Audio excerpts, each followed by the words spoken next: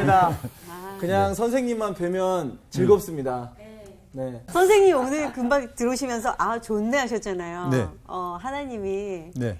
만물을 다 만드시고 아 좋네 이렇게 하셨을 거예요. 아, 좋습니다. 여기 누가 계신 것 같은데. 네. 성령님이 맞아요. 우리와 함께 하시니 아멘 주님. 그래요. 이런 얘기 들어보셨죠? 태어난 지 얼마 안 되는 물고기가 네. 늘 어른들이 하는 이야기를 들었어요. 네.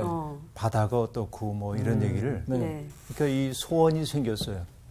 어떤 소원이냐면 바다에 가보고 싶어. 그렇죠. 그래서 엄마한테 얘기했어요. 엄마, 나도 정말 바다에 한번 가보고 싶어요. 네. 그래서 엄마가 그랬죠. 네가 살고 있는 곳이 바로 바다란다. 자기가 살면서도 잘 모르는 그렇지. 심오하네. 그렇죠. 네. 근데 우리도 그렇죠. 하나님 어디 계셔? 하나님 여기 정말 계셔요. 계실까? 네. 그런데 우리가 있다는 사실 자체가 하나님 계신 건데 예를 들어서 미란 씨 지금 숨 쉬고 계시죠? 아 그럼요. 아우 잘 쉬고 있죠. 잘 쉬고 있어요? 네. 미란 씨가 쉬는 거죠? 제가 쉬고 있죠. 아니에요. 왜냐하면 여러분 내가 쉬는 것처럼 생각되지만 네. 예를 들어서 세상 떠나는 사람들을 보면 숨 쉬고 싶거든요. 그렇죠. 근데 못 쉬죠. 네. 내가 할 수 있는 일이 아니야. 누군가가 쉬게 할 때만 쉴 수 있어. 숨이. 그래서 우리가 아담 창조 이야기를 할 때 네. 하나님이 흙으로 빚은 인간 존재에게 네. 생기를 불어넣어서 생명이 되게 했다고 얘기를 하는데 네. 남 얘기가 아니라 우리한테. 지금 우리들 숨을 거둬가면 우리 흙인데 그렇죠? 내가 숨을 쉬고 있다고 하는 것은 그분이 내 속에 지금 숨을 불어넣고 있단 말이죠. 오늘 이 말씀이 되게 딱 찔림이 있네요. 그렇죠. 내가 숨 쉬는 게 내가 쉬는 줄 알지만 아니야. 네. 그분이 쉬게 하실 때만 쉴 수 있어요. 우리들이. 그렇죠. 네. 아멘. 하나님은 어디에나 계시죠. 아멘. 유비쿼터스란 말 들어보셨나요? 네. 그 영화 쪽에서 많이 영화 쪽에서 많이 익숙한 얘기. 익숙하죠? 네. 디지털 세계상에서 이제 많이 들었을 거예요. 네. 어떤 얘기냐면은 어디에나 계시다. 그런 뜻이에요. 이게 유비쿼터스라고 한 말이 어디에나 언제나 동시에 존재한다. 그런 뜻이에요. 네. 그래서 예를 들어서 물리적으로 떨어져 있는 공간이 있잖아요. 네. 여기와 여기. 그런데 이 둘이 디지털 세계를 통해 연결돼. 요즘 광고 많이 나오잖아요. 네네네. 회사에 가 있는데 집에 네. 있는 강아지가 궁금해. 그렇죠. 그럼 강아지에게 말 건네고. 네. 그렇죠. 두 공간이 물리적으로는 떨어져 있지만은 연결되어 있는 거죠. 네. 네. 이런 것이 유비쿼터스예요.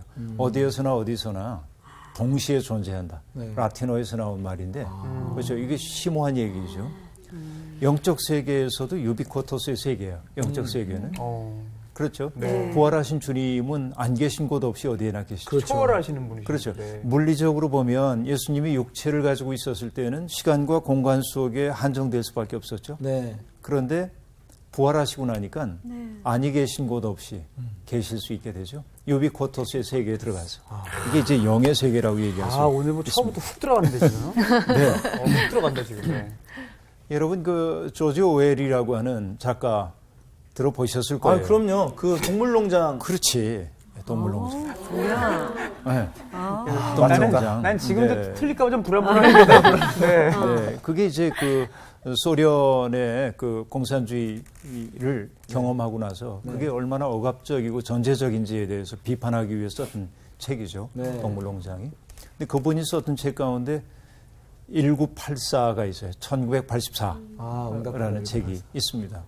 그게 1984라고 하는 게 특별한 의미 있는 말은 아닌데 네. 그분이 그 책을 썼을 때가 1948년이에요. 오? 그래서 48년을 뒤집어서 84 네. 이렇게 소설 제목으로 삼았어요. 오. 근데 그것은 아주 미래 세계를 보여주고 있는데 네, 그때는 빅브라더가 세계를 다 바라보고 있을 때입니다. 너희들 하고 있는 일 다 보고 있어. 빅브라더가. 그런 거예요. 무섭죠. 네. 어떤 의미에서. 근데 소설이 이제 이렇게 시작이 됩니다. 4월 날씨가 쌀쌀하고 화창한 어느 날이었다. 벽시계가 13시를 알리고 있었다. 이런 말로 이제 이 소설이 시작이 돼요. 네. 그러면 여러분 평범한 시작처럼 보이죠? 네. 근데 보세요. 4월 그랬어요. 왜 하필이면 4월입니까? 우리가 떠올리는 게 있어요. 4월은 가장 잔인한 달 그랬던 엘리어트의 시가 떠오르는데요. 영국 사람인데 조지 오웰이 네. 영국의 4월은요. 겨울의 끝자락이긴 한데 그래서 굉장히 을씨년스럽다고 그래요. 네. 그렇죠. 네. 4월이야. 네. 근데 화창하지만 쌀쌀해. 네. 그런 날. 네. 묘하죠, 분위기가. 화창하지만 쌀쌀해. 그리고 벽시계가 몇 시를 알렸어요? 13시. 13시. 13이라고 하는 숫자는 서양 사람들이 그렇죠. 불길하게 여겨요. 오, 진짜요. 그러니까 첫 문장 속에서 오, 뭔가 이 뭔가 소설의 불길한. 분위기 전체를 딱 역시 작가야. 보여주고 있어요. 기가 막힌 대목이죠. 네. 왜 이 얘기를 하고 있지? 이런데. 그 더 듣고 싶네요. 1984라고 하는 그 책에서 등장하고 있는 빅브라더 모든 걸 보고 있어. 내가 하고 있는 일 다 보고 있어. 여러분, 내가 하고 있는 일이 전부 다 누군가가 보고 있다고 생각하면서 불안하죠. 근데 사실 우리가 살고 있는 세상이 맞아요. 빅브라더의 세상이 됐죠. 맞아요. 내가 뭐 하는지 다 알아요, 이제. 맞아요. 세상에 CCTV에 우리는 수없이 노출되고 내가 어디 가서 버스를 타도 내가 어디에서 탔는지 어디에서 내렸는지 알게 되고 맞아요. 그렇죠.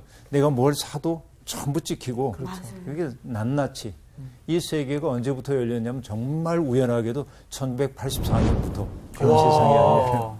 기가 막히게 기가 막힌다. 무시무시한 소름 돋아. 네, 그런 이제 때인데 그게 이제 그래서 우연이라고 봐야 하겠죠. 근데 여러분 어떤 얘기 오늘 하려고 그러냐면 빅브라더가 우리를 탁 내려다보고 있으면 무서운데 네.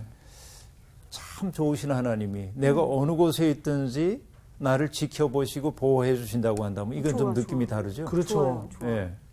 그러니까 편안하고. 어쨌든 유비쿼터스의 세계인데 우리에게 공포와 두려움을 주는 유비쿼터스가 아니라 어느 곳에 있든지 나와 동행해 주시는 하나님에 대한 이야기를 오늘 나눠볼까 합니다.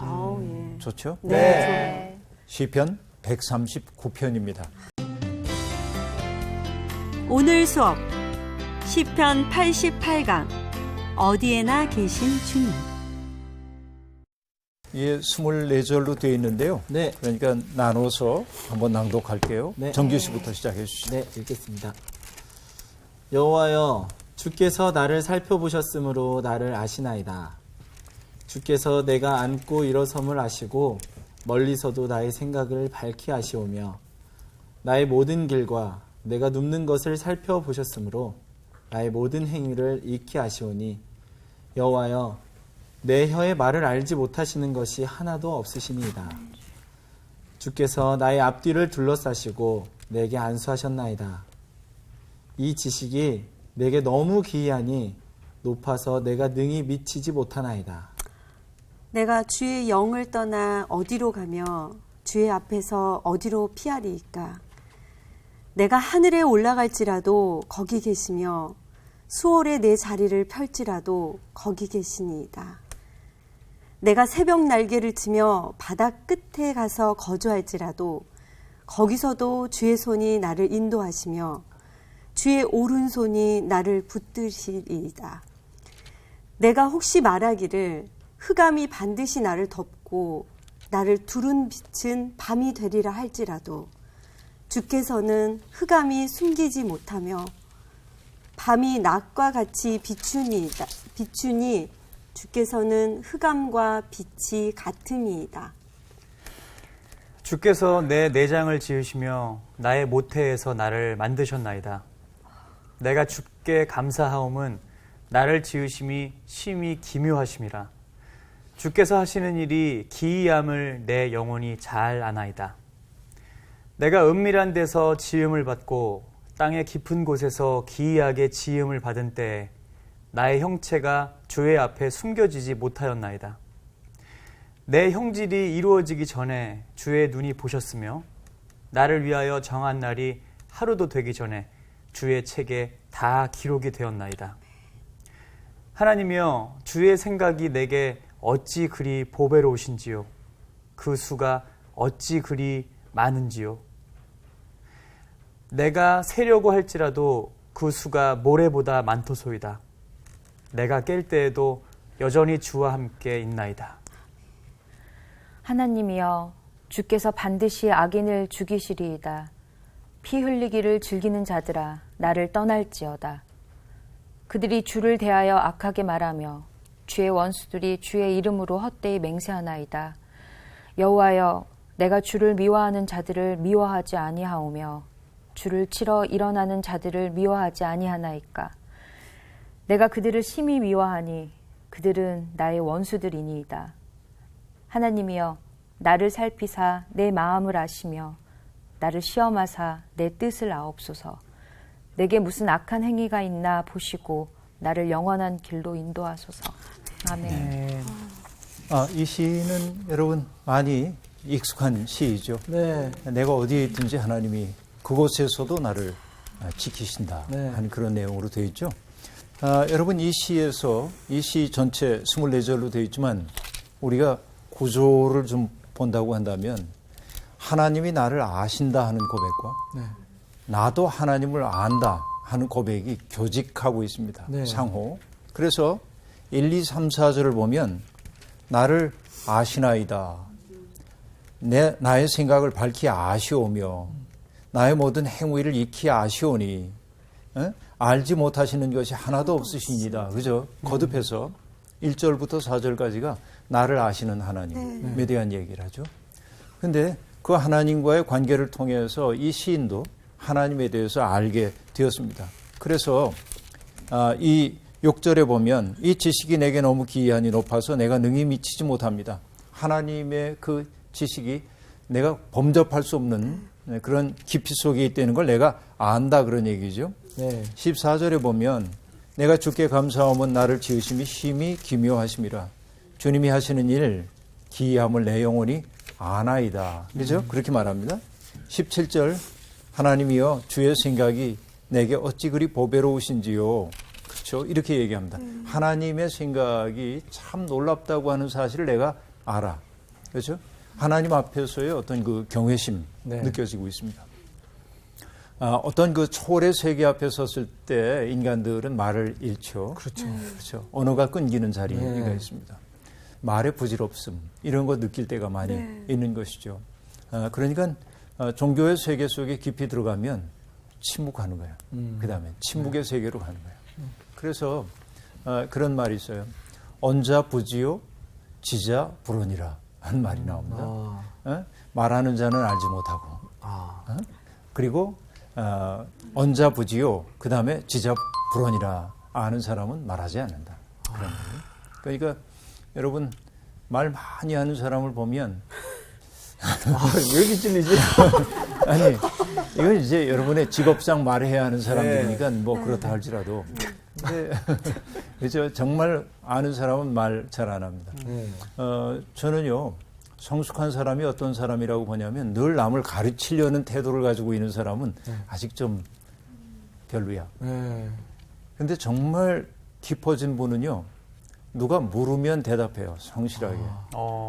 그러나 묻지 않는데 가르치려는 막 이런 욕구를 잘 보이지 않습니다. 네. 그래서 어떤 사람이 성숙한 사람이냐면 남에게 배우려고 마음을 여는 사람. 그리고 묻지 않을 땐 잘 말 안 하는 사람. 네? 아이고 문제야. 묻지도 않았는데 이게 문제야. 얘기하는 게 막 문제야. 가르치려고 그러고 간섭하려고 그러고 그렇죠. 바꿔내려고 그러고 그렇죠. 그게 굉장히 폭력적이죠. 네. 네. 우리 선생님처럼 해야 되는데. 아니 나도 잘 못 그럽니다. 예, 알겠습니다. 자, 오늘 어쨌든 이 시 우리들이 보게 되는데요. 하나님이 나를 아신다 하는 말, 또 내가 하나님에 대해서 안다 하는 거. 그래서 여러분 이 시의 막바지에서는 23절에서는 하나님께 이런 부탁을 드리고 있습니다. 하나님이여 나를 살피사 내 마음을 아시며 나를 시험하사 내 뜻을 아옵소서. 나를 알아달라고 네. 내 뜻을 알아달라고 이게 이제 거의 마지막 간구로 나타나고 있음을 볼 수 있습니다. 자, 1절부터 볼까요? 여호와여 주께서 나를 살펴보셨으므로 나를 아시나이다 라고 얘기합니다. 네. 나를 하나님이 살펴보셨어요. 그리고 그가 얘기합니다. 주께서 내가 앉고 일어섬을 아십니다. 또 멀리서도 내 생각을 밝히 아십니다. 자, 내 생각이라고 하는 것은 내 계획, 네. 내가 세운 계획 이런 것들을 하나님은 이미 다 알고 계십니다. 또 뭐라고 얘기하냐면 나의 모든 길, 내가 눕는 것을 살펴보셨으므로 나의 모든 행위를 익히 하십니다. 뿐만 아닙니다. 여호와여 내 혀의 말을 알지 못하시는 것이 하나도 없으시나이다. 이렇게 말합니다. 여러분, 하나님이 우리를 보고 계신 거죠. 네. 지금 이 자리에 있는 우리 모두를 하나님이 보고 계신데 내 속마음도 알고 계시고 네. 내가 하는 말도 알고 계시고 내 행위도 알고 계시대. 왠지 좀 이렇게 두려운 생각이 그죠? 그분이 나를 알고 계시다. 여러분, 성경에서 하나님은 보시는 하나님입니다. 네. 보시는 분이에요. 그래서 예레미야도 그런 말을 하고 있습니다. 여호와여 주께서 나를 아시고 나를 보시며 내 마음이 주를 향하여 어떠함을 감찰하시오니. 주님을 향한 나의 마음이 어떠한지를 하나님이 보고 계시다라고 얘기하고 있습니다. 하나님 보시는 하나님입니다. 이 보시는 하나님의 모습이 아주 인상 깊게 드러난 것이 뭐냐면 하갈 이야기입니다. 하갈. 아브라함의 그 둘째 부인이었었죠. 네. 하갈이. 그런데 하갈이 서로 아기를 모르죠. 갖게 되자 네. 그렇죠. 사라에 의해서 쫓겨나는 네. 장면이 나옵니다. 그래서 쫓겨나서 어디로 가게 되죠? 광야로 네. 쫓겨납니다. 여러분, 광야로 쫓겨났다고 하는 것은 맞아요. 죽음이죠. 그렇죠. 그것은 그렇죠. 임산부가 아기를 가진 여인이 아무도 돌봐줄 사람이 없는 광야로 갔다. 네. 이것은 거의 죽음입니다. 여러분, 이스라엘과 아랍 세계 사이에 전쟁이 벌어졌을 때 여러분 서로에 대한 적대감이 어떻게 컸든지 포로로 잡은 사람들을 군화를 벗겨가지고 광야로 내보내는 일들이 있었습니다. 그것은 죽으라는 일이죠. 참혹하게 마실 물도 없고 그리고 광야의 그 낮 동안의 불볕더위 그 뜨거운 그 광야를 걸어가야 하고요. 뱀의 위협이 있죠. 전갈의 위협이 있죠. 그렇죠. 죽을 수밖에 없는 그런 상황이죠. 참담한 참혹한 그런 일이라고 볼 수 있어요. 네. 그런데 하갈이 바로 그렇게 쫓겨난 겁니다. 저 세상에는 하갈과 같은 처지의 사람들이 아주 많이 있죠. 네. 그렇죠? 그러니까 주류 사회 속에 들어가지 못하고 밖으로 내몰린 사람들, 이런 사람들이 아주 많이 있습니다. 나는 그들을 벼랑 끝에 선 사람들이라고 말하지만 또 때때로 그 사람들은 벼랑 끝이 아니라 또 높은 곳에 올라가서 살고 싶다고 외치는 사람들도 많이 있죠. 네. 그런데 어쨌든 그곳 광야에서 하나님이 그를 찾아오십니다. 여러분, 정말 우리가 믿는 하나님이 참 아름다우신 것이 그렇게 스스로 지킬 능력이 없는 사람들을 찾아오신다. 하나님이. 보통은 여러분 고대 세계에서는 어떻습니까? 사람이 신을 찾아가는 거예요. 그렇죠. 그렇죠. 네. 그런데 성소의 야훼 하나님은 달라요. 고통받는 사람을 찾아오십니다. 사람을 찾는 하나님이에요. 맞아요. 그렇죠. 이것이 이제 다른 점입니다. 사람을 찾아오신다고 하는 것은 뭐예요? 사람이 신을 찾아갈 때는 신에게 뭔가 부탁하기 위해서입니다. 네. 그렇죠. 그런데 신이 하나님이 사람을 찾아온다고 하는 것은 살피고. 말하지 않아도 그를 돕기 위해 오신 거죠. 네. 놀랍습니다. 그래서 하갈에게 이렇게 얘기합니다. 내가 아들을 낳을 텐데 내 아들의 이름을 이스마엘이라고 하여라 하고 얘기합니다. 네. 이스마엘의 뜻은 하나님이 들으셨다. 네. 여러분, 굉장한 얘기죠. 네. 네. 하나님이 들으셨어요. 이 여인의 그 한스러운 그 한숨 혹은 통곡 이런 걸 하나님이 들으셨어요. 그렇죠? 그리고 내 자식으로 하여금 큰 민족을 이루게 할 것이라고 하나님이 약속해 줍니다. 그리고 주인에게로 돌아가라. 지금 너는 여기 광야에서는 살 수가 없어. 그러니까 주인에게 돌아가. 한시적으로나마. 이렇게 얘기합니다. 현실적입니다. 네. 그렇죠? 그래서 하갈은 주인에겐 쫓겨났는지 모르지만 하늘의 하나님이 나를 보고 계셨고 내 아들의 장래에 대해서 긍정적인 얘기를 해주셨고 네. 그분의 눈길이 나를 사로잡고 있다는 사실을 알았기 때문에 네. 그 하나님을 일러 뭐라고 부르냐면 살피시는 하나님. 우리를 보살피시는 하나님이에요. 네. 그렇죠?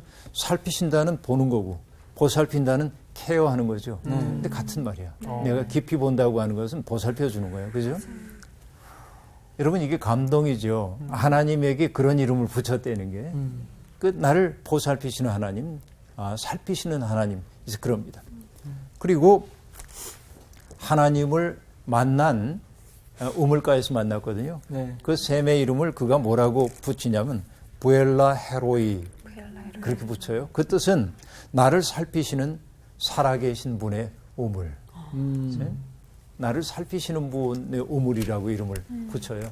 여러분 성경에서 참 아름다운 대목 가운데 하나입니다. 하나님은 그렇게 고통받는 사람들을 찾아오시는 것이죠. 그렇죠. 여기 그래서 하나님은 보고 계세요. 네. 내가 앉고 일어섬도 아시고 멀리서도 내가 어떤 계획을 세우고 살고 있는지도 알고 계시고 또 내가 가는 길, 내가 눕는 것 모든 걸 다 지켜보고 계십니다. 행위를 다 아시고요. 내가 하는 말까지 다 아셔요. 그리고 여러분 5절 주께서 나의 앞뒤를 둘러싸시고 내게 안수하셨나이다 이렇게 말하고 있죠. 여러분 고대 번역본에서는요. 이 5절을 4절과 연결을 시켜가지고 과거와 미래의 모든 것들을 뜻한다고 생각했어요. 그러니까 나의 과거도 미래도 하나님께서 다 이렇게 에워싸고 계시다. 이렇게 이제 이해를 했던 것이죠. 근데 어쨌든 앞뒤를 둘러쌌다라고 얘기합니다. 앞뒤를 둘러쌌다. 그러니까 나의 앞뒤를 둘러쌌다고 하는 말이 히브리 말로 비슷한 단어의 뜻은 어떤 것들이냐면 나를 빚다, 형성하다 그런 뜻이 있어요. 그러니까 이 말 속에는 이중적 함의가 들어있는데 나를 앞뒤로 둘러쌌다고 하는 말은 나를 하나님께서 지난 날에도 그렇고 앞으로도 그렇고 나를 빚으시고 형성해 주신다. 그러니까 아까 우리가 처음부터 얘기했잖아요. 미란 씨에게 내가 쓱 물었었죠. 숨 본인이 쉬는 거냐고 물었었죠. 그런데 뭐 본인이 쉬는 것도 맞지만 사실 그 숨은 하나님의 숨이거든요. 그러니까 여러분 지금이 은혜의 순간이거든. 하나님의 숨이 내 속에 들어오기 때문에 그죠? 이런 얘기인데 하나님이 그렇게 나를 둘러싸시고 안수하신다. 안수라는 게 뭐죠? 손 얹는 거죠. 근데 이 말을요. 안수하면 우리 안수 기도가 떠오르기 때문에 그렇죠. 안수 기도 좋은 거죠. 여러분 뭐 우리가 저도 목사 안수를 받을 때 여러 목사님들이 손을 머리에 얹고 성부, 성자, 성령의 이름으로 안수를 해줌으로 목사가 되었는데요. 저는 보지 않았으니까 모르되 고대 세계에서 안수를 할 때는 아주 먼 곳에 있는 그 영적 스승에게 내가 그분의 덕성을 담고 싶은 마음이 있는데 안 되는 거죠. 그러면 이제 어떤 사람이 가요. 그래서 그분의 숨을 받아와. 숨을 어떻게 받아요? 가죽 부대에다 실제로요? 콩콩 묶고 와. 그래가지고 그 사람에게 보여줘요. 이렇게 그러면 저도 되면 헬륨가스랑 안녕하세요 막 이렇게 되는 거 아니에요? 네. 그렇게도 했다고 그래요. 의미를 주는 거. 의미를 주는 와, 거죠. 신기하네. 상당히 의미로운 얘기입니다. 그런데 안수가 떠오르는데 난 사실은 이게 주께서 나를 어루만지시고 이런 말을 보고 싶어. 어루만져. 어루만짐이라는 단어 참 좋죠? 네. 어루만지다. 네. 여러분 느낌도 좋아요. 느낌도 좋죠. 네. 어루만지는 거. 네. 네. 정말 좋죠. 그 저널리스트인 소설가이기도 하고 저널리스트인 고종석 선생님이 계신데 그분은 어루만지다라고 하는 책에서 어루만짐을 이렇게 얘기합니다. 어루만짐은 일종의 치유이고 보살핌이고 연대이다. 그렇게 누군가를 어루만져 준다고 하는 것은 치유하는 거예요. 네. 그런데 이 시인이 어떤 얘기를 하고 있냐면 하나님이 나를 앞뒤로 둘러싸시고 나에게 손을 얹어 주시오. 어루만져 주시오. 여러분 그 하나님의 손길 어루만지시는 그 손길 그죠? 정규야 괜찮아. 정규야 괜찮아. 그치? 내 네 마음의 고통 알아. 응? 괜찮아. 그죠? 여러분 이걸 지금 고백하고 있잖아요. 이 시인이 그래요. 그래서 여러분 정말 놀라운 것이 예수님이 병자들을 고치실 때 때때로 말씀으로 고치시잖아요. 내 병 나았어. 응? 먼 곳에 있는 사람도 고치거든요. 백부장의 종 같은 경우에 그날로 나았다고 그 시에 나았다고 얘기한단 말이에요. 그런데 예수님이 누군가를 고칠 때 대개 뭐 하냐면 손을 대시고 말씀하시죠. 손을 대시고. 이게 어루만짐이죠. 네. 그렇죠? 내가 누군가에게 손을 댄다고 하는 것은 보살핀다는 뜻이기도 하고, 그렇죠. 연대하는 거죠. 그래서 여러분 가끔 그런 기도를 드립니다. 아침에 하나님, 오늘 내가 누군가를 만나서 누군가와 악수를 나눌 때 나의 손을 통해서 주님께서 그를 만져주십시오. 이렇게 기도할 때가 있는데, 그렇죠. 네. 내가 그와 만나지만, 그와 타치하는 것은 나지만 하나님이 그를 타치해 주시기를 네. 바라고 이렇게 이제 하죠. 그런 일들입니다. 자, 주께서 내게 안수하셨습니다. 그렇죠. 6절에 이렇게 얘기합니다. 이 지식이 내게 너무 귀하니 높아서 내가 능히 미치지 못하나이다 하고 얘기하고 있습니다. 하나님이 하시는 일을 우리가 다 헤아릴 수가 없이 놀랍다, 그 얘기죠. 네. 그래서 여러분, 전도서에는 그런 말씀 나오죠. 제가 좋아하는 말씀이에요. 전도서 3장 11절. 하나님이 모든 것을 지으시되 때를 따라 아름답게 하셨고, 그렇죠? 때마다 우리에게 주어져 있는 인생의 때마다 하나님이 아름다운 걸 우리에게 만들어 주셨어요. 네. 또 사람에게 영원을 사모하는 마음을 주셨다. 우리의 마음속에는 마치 모촌으로 회귀하는 물고기들처럼 네. 영혼을 향한 사모하는 마음이 우리 속에 있거든요. 이것이 인간이죠. 그래서 인간 속엔 동경이 있어. 뭔가에 대한, 영혼에 대한 동경이 있어요. 그런데 뭐라고 전도서가 얘기하냐면, 그러나 하나님이 하시는 일의 시종을 사람으로 측량할 수 없게 하셨다. 인간이 하나님에 대해서 안다는 거 말도 안 되는 거예요. 네. 사모하는 마음이 내 속에 있지만 하나님이 하시는 일을 알 수가 없어요. 네. 이사야도 얘기하잖아요. 이는 내 생각이 너희의 생각과 다르며 내 길은 너희의 길과 다름이니라 하고 말합니다. 하나님의 길은 이제 그런 것이죠. 네. 근데 어쨌든 뭘 알 수 있냐면, 그렇게 다르신 분인데도 불구하고 그분이 어떻게 한다고요? 나를 둘러싸시고 안수해, 어루만져 주셔. 그냥 여기까지만 해도 참 좋은데. 그죠? 예, 참 좋은 느낌이에요. 그런데 여러분, 이 시인이 함께 하시는 하나님에 대한 이야기를 이제 풀어놓기 시작해요. 7절부터. 내가 주의 영을 떠나 어디로 가며 주의 앞에서 어디로 피하리까 하고 말합니다. 하나님이 아니 계신 곳 없는 거지요. 아까 얘기했어요. 유비쿼터스예요. 네. 그렇죠. 내가 하늘에 올라갈지라도 거기 계십니다. 수월에 내 자리를 펼지라도 거기 계십니다. 여러분, 하늘이라고 하는 것은 인생의 맑음을 뜻한다고도 볼 수 있겠네요. 수월은 뭐죠? 인생의 흐린 날이야. 그렇죠. 말할 수 없는 절망의 순간이야. 그러니까 희망적인 날에만 하나님이 나와 함께 계신 것 아니고, 내 인생이 가장 고통스러운 그 시간에도 하나님이 거기도 나와 함께 계시더라. 수월의 자리를 펴도 그곳이 주님 계신 곳이더라. 9절에 보니까요, 내가 새벽 날개를 치며 바다 끝에 가서 거주할지라도 거기서도 주의 손이 나를 인도하시고 주의 오른손이 나를 붙드십니다 하고 얘기합니다. 여러분, 다른 번역은, 새 번역은 이렇게 얘기했어요. 내가 저 동력 너머로 날아가거나 바다 끝 서쪽으로 가서 거기 머무를지라도 하고 말합니다.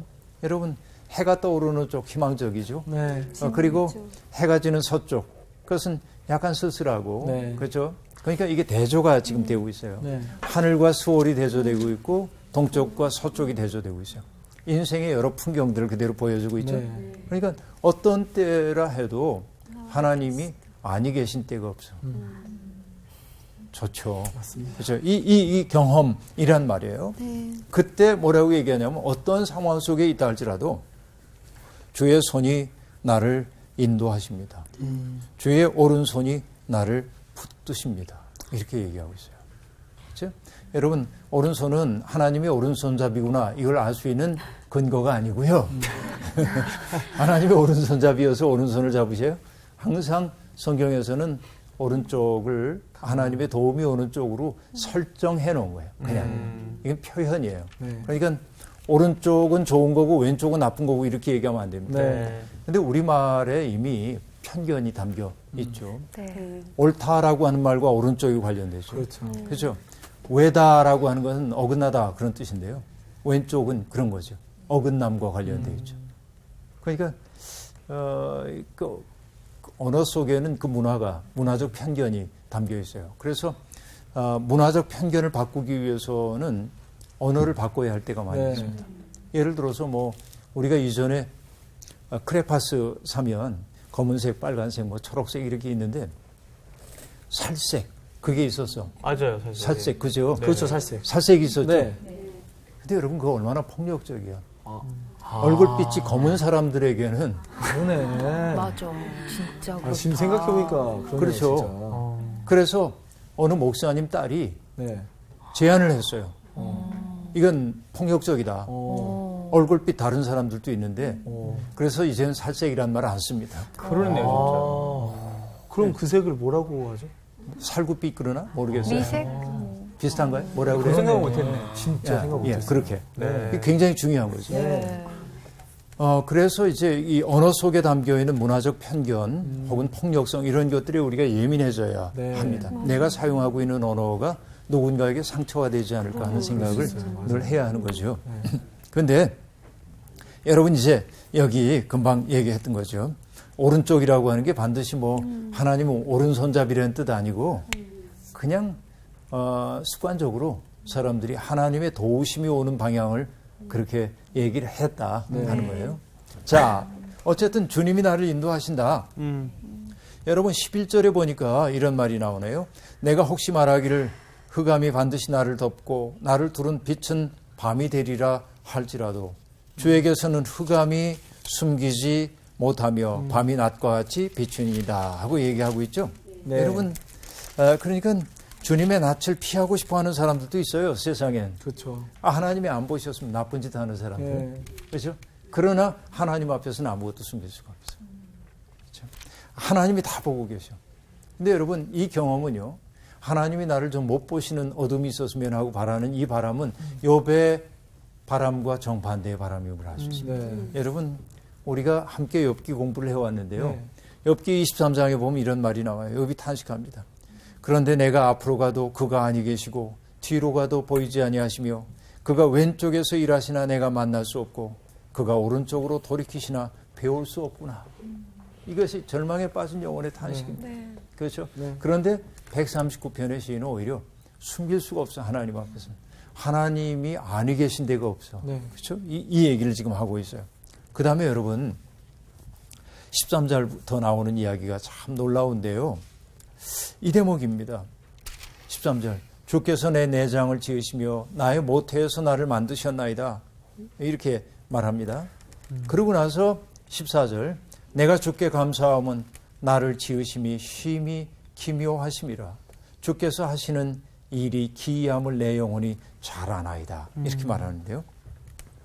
여러분 어느 분이 이 성경을 이렇게 번역을 했습니다. 간결하게 얘기했는데 네. 주님의 하신 일의 놀라움, 내가 있다는 놀라움. 두 가지로 간결하게 네. 요약을 했어요. 기가 막히죠. 네. 내가 이 세상에 있다는 그 사실 자체가 놀랍고 그리고 주님이 하신 일이 놀랍고 네.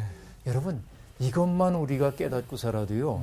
인생이 든든해져요. 네. 내가 있다는 그 사실 자체가 놀라면. 네. 그래서 새번역 성서는 14절을 이렇게 번역합니다. 내가 이렇게 빚어진 것이 오묘하고 내가 있다는 놀라움이에요. 주님께서 하신 일이 놀라워 이 모든 일에 내가 주님께 감사를 드립니다. 하고 말합니다. 그렇죠? 하나님이 나를 은밀한 데서 지어주셨어요. 이것은 여러분 장소를 말하는 게 아니라 인간에게 가리워진 신비를 얘기하고 있는 거죠. 네. 여러분, 그 독일에서 공부하신 어떤 이제 지금 그 대학의 총장님이 계신데요. 그 총장님이 함께 얘기 나눈다 이런 얘기를 했어요. 독일에서 공부할 때 자기 딸이 유치원에 다니고 있었는데 유치원에 갔다 온 딸이 아버지에게 이렇게 물었어요. 아빠, 왜 하나님이 하와를 만들 때 아담을 깊이 잠들게 한 줄 알아? 그렇게 물었어요. 자기 신학자인데 유치원생 딸이 그렇게 이제 물은 거예요. 네. 신학적으로 설명할 수도 없고. 그래서 넌 뭐라고 생각해? 그러자 얘가 이렇게 얘기했대요. 어떻게 만드시는지를 보면 갈비뼈로 또 만들까 봐 그랬다고. 사람을. 어떤 농담을 들어서 그런 얘기했는지 모르지만 여러분 아담을 깊이 잠들게 한 다음에 하와를 만들었다는 얘기는 뭐냐면 네. 인간의 지어짐이 신비함을 뜻하기 위한 것 아닙니까? 네. 여러분 어떤 분은 그런 얘기를 했죠. 포도주도요. 어둠 속에 있을 때 포도주가 여러분 포도주로 이게 숙성되어가는 과정을 사람이 가만히 들여다보고 있나요? 아니, 어느 날 내적 변화가 일어나고 있는 것이죠. 그러니까 신비한 거야, 생명의 변화라고 하는 것은. 그가 이제 그걸 지금 얘기하고 기묘하네요, 있는 거예요. 정말. 내가 은밀한 곳에서 지음을 받았어. 네. 그렇죠? 또 땅의 깊은 곳에서 기이하게 지음받았다고 말하는데, 땅의 깊은 곳은요, 여러분, 내가 어떻게 땅의 깊은 곳에서 지음받았어요? 내가 땅 속에 있는 뭐 어떤 인자란 얘기입니까? 여러분, 이것은 뭘 얘기하냐면 어머니의 모태를 뜻하는 시적 은유입니다. 땅의 깊은 곳이라고 하는 것이. 그렇죠? 네. 그 속에 생명으로 내가 생겨나게 되었어요. 그리고 나의 형체가, 나의 뼈대가 주님 앞에서 숨겨지지 못합니다. 내가 인간의 형태를 다 갖추기 전에 이미 하나님 날 다 보셨어. 네. 나를 위하여 정한 날이 하루도 되기 전에 주님의 책에 다 기록되었다. 네. 자, 그러니까 여러분, 하나님 앞에서 내가 숨길 것이 뭐가 있겠어요? 그렇죠. 감출 수 없죠. 네. 아무것도 감출 수가 없다고 네. 얘기하고 있습니다. 그래서 이제 얘기합니다. 하나님이여, 주의 생각이 내게 어찌 그리 보배로운지요. 그 수가 어찌 그리 많은지요. 하나님이 하시는 일 다 알 수 없지만 네. 하나님이 분명히 나와 함께 계시고 나를 어루만지고 계시다는 사실을 알기 때문에 그가 그렇게 말합니다. 내가 세하려 볼 수도 없어요. 헤아려 볼 수도 없어요. 셀 수조차 없이 많은 주님의 은총을 받고 산다 하는 얘기입니다. 그런데 여기에서 시인의 어조가 싹 바뀌어요. 19절 되면서. 어떤 얘기입니까? 하나님이여, 주께서 악인들. 반드시 악인을 죽이시리이다 하고 말합니다. 네. 이 악인들은 결국 어떤 사람들이 악인입니까? 자기를 괴롭히는 사람 아닐까요? 악인은요, 여러분 전에 얘기를 했었는데 이 악이라고 하는 글자가 아자와 심자가 합쳐진 말이라고 얘기했는데 네. 아라고 하는 건 무덤을 그린 거라고 얘기를 했었고요. 네. 마음심이죠. 그러니까 뭐예요? 악은 상대방을 무덤으로 데려가고 싶은 마음. 상대방에게 해를 끼치고 싶어하는 마음이에요. 그러니까 하나님이 세상에 존재하는 모든 사람들이 네. 이렇게도 하나님이 사랑으로 빚어내셨잖아요. 내가 있다는 놀라움, 하신 일의 놀라움, 생명 살리는 거예요. 근데 악인들이 하고 있는 일은 뭐냐면 사람들을 생명을 북돋는 것이 아니라 네. 반생명적인 삶의 네. 행태를 가져가요. 반생명적인 삶을 선택한다고 하는 것은 뭐냐면 하나님을 대적하는 거예요. 네. 그러니까 하나님이 이 악인들에게 생명의 하나님이기 때문에 악인들을 미워하셔요. 그러면 하나님을 믿는 사람들도 어떻게 해야 합니까? 이 악인들을 미워할 수밖에 없어요. 그러니까 어떤 한 사람을 미워한다는 얘기가 아니고 그 악인이 반생명적인 선택을 하고 사람들에게 뭔가 불길한 것을 안겨주려고 하는 그 마음을 미워하는 마음이 우리 속에 있어야 되죠. 네. 그 말을 거꾸로 얘기한다면 뭐냐면 하나님을 믿는 사람들의 삶은 생명을 지향점으로 삼아야 돼요. 생명을 북돋는 것을. 그렇죠? 네. 그러니까 악을 미워한다고 하는 것은 난 저 사람 미워라고 말하는 게 아니라 거꾸로 나는 생명을 북돋는 삶을 살 거야. 네. 이렇게 가야 되는 거예요. 그러니까 여러분 십계명의 계명을 보더라도 살인하지 말라 하는 얘기가 나오는데요. 난 살인 안 했으니까 이렇게 얘기하면 십계명 다 이행한 거라고 보면 안 됩니다. 네. 그 말은 뭐예요? 살인하지 말란 말은 모든 생명이 존귀하다는 뜻이 있잖아요. 그렇죠. 그러니까 그 계명을 지키기 위해서는 어떻게 해야 합니까? 사람들의 생명을 존귀히 여기는 사회를 만들어가야 돼요. 네. 그렇죠? 그것이 생명을 함부로 대하는 문화에 대해서 우리들이 저항할 수 있어야 된다 하는 얘기죠. 네. 저항이 사라져버린 신앙이라고 하는 것은 말이 안 되는 거예요. 네. 하나님이 미워하시는 것을 미워할 때 내 신앙생활은 바른 신앙이 된다고 얘기할 수 있겠죠. 네. 그렇죠? 피 흘리기를 좋아하는 악인들, 그리고 하나님을 모욕하는 사람들, 주님을 대적하는 사람들을 미워하는 것이 신앙생활이에요. 네. 그렇다고 여러분, 난 저 사람 미워 이러고만 있으면 안 돼요. 그 사람의 행태가 미운 거죠. 그렇죠? 그러나 그가 변화되기를 우리는 꿈꿔야 합니다. 그렇죠? 그가 생명을 사랑하는 사람으로 바뀌어야 하는 거죠. 그리고 시인은 하나님 앞에 기도를 드립니다. 행여라도 내가 저런 악한 세상에 이끌려서 자신도 악인의 길을 걷게 될까 봐 하나님 내 마음 살피시고, 그렇죠? 뭐라고 얘기합니까? 하나님이여 나를 살피사 내 마음을 아시며 나를 시험하사 내 뜻을 아옵소서.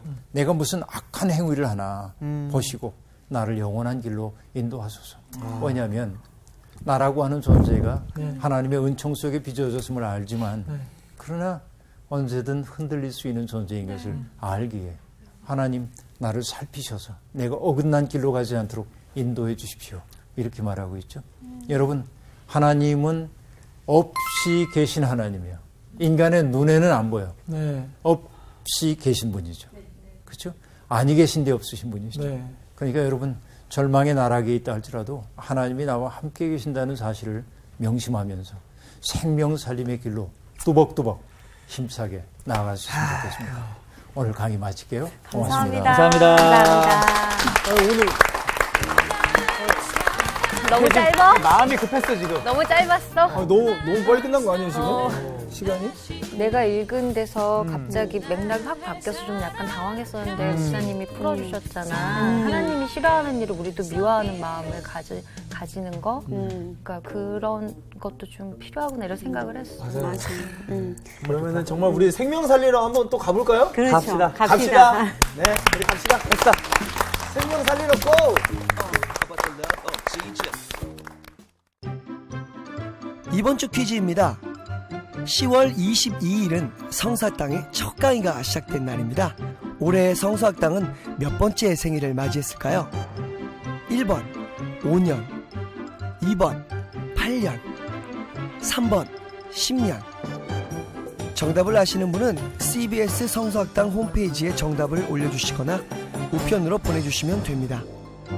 보내실 곳은 서울특별시 양천구 목동 서로 159-1 CBS 성서학당 담당자 앞입니다. 연락처를 꼭 남겨주세요.